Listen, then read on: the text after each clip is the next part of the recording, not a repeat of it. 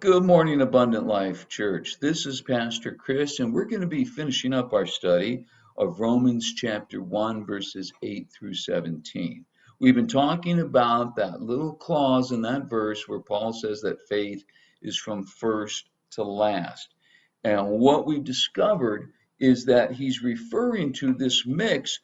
Some people coming to Jesus have a Jewish background. They were there from the first. Some people coming to Jesus have a Gentile background. They're coming in last. They're the newbies. From first to last meant that God's plan had always been all along that anybody could come. All right, but there was a catch to this. This idea, you have to understand, changed everything. Up to this point, if you were to ask one of the Jews, could Gentiles come to God? The answer is no.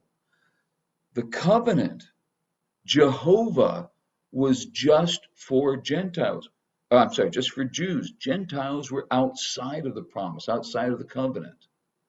But this simple plan that Paul's talking about here, when he says from first to last, he's saying that grace is now open to everyone.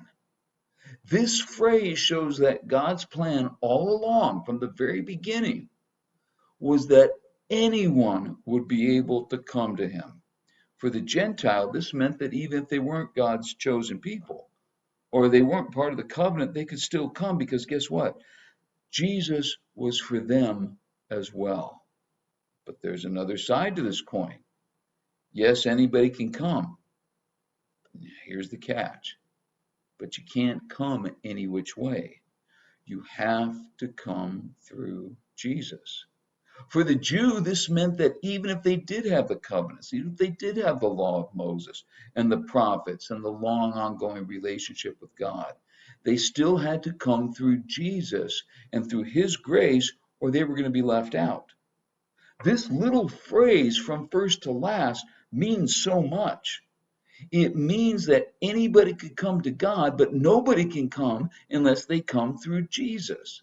That concept right there is still to this day how our gospel works, and it will never change. The gospel is open to everybody. It doesn't matter what your background is, it doesn't matter what your skin color is, it doesn't matter who your parents were, it doesn't matter what sins you have in your past. You can come through to Jesus. God sent his son so you could come, but you have to come through Jesus. The way is open to everybody. We cannot think that it's this social club where we can keep people out. We're supposed to be taking the light to all the places that sin rules. We're supposed to be shining the light of Jesus in those dark places.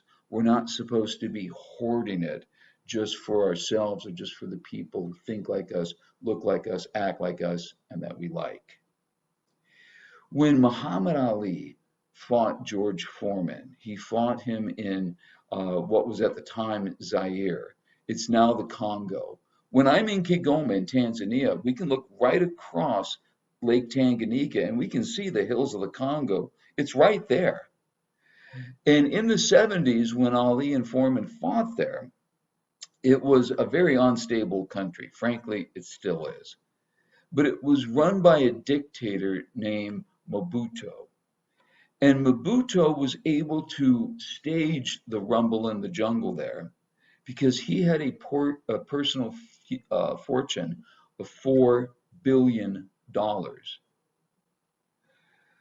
The Congo now and Zaire at the time were not wealthy countries. So how was this guy able to amass a fortune of $4 billion? Well, he got it because anytime other countries, including the US, would send humanitarian aid, Mobutu kept it for himself. Does that sound appalling? It is.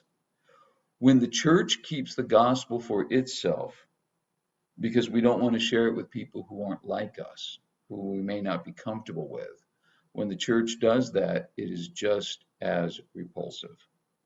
But on the other hand, we have this opportunity because of from first to last because of this idea that we're supposed to bring new people in. We have this opportunity to let people know salvation is for you. You can come. Anybody can have it. But we have to make sure that we share it. I'll close with this story. Years ago, there was a young lawyer in South Africa, and he was raised as a Hindu, but he decided, I want to give Jesus a try. So he decided to go to a Christian church. Now, again, this was in South Africa. He was originally from India. He was not black, but he was also not white. So I can't emphasize this enough. This was South Africa. This was during the days of apartheid. So this non-white man goes to this church and wants to just, nobody had invited him. He just wanted to check out Jesus.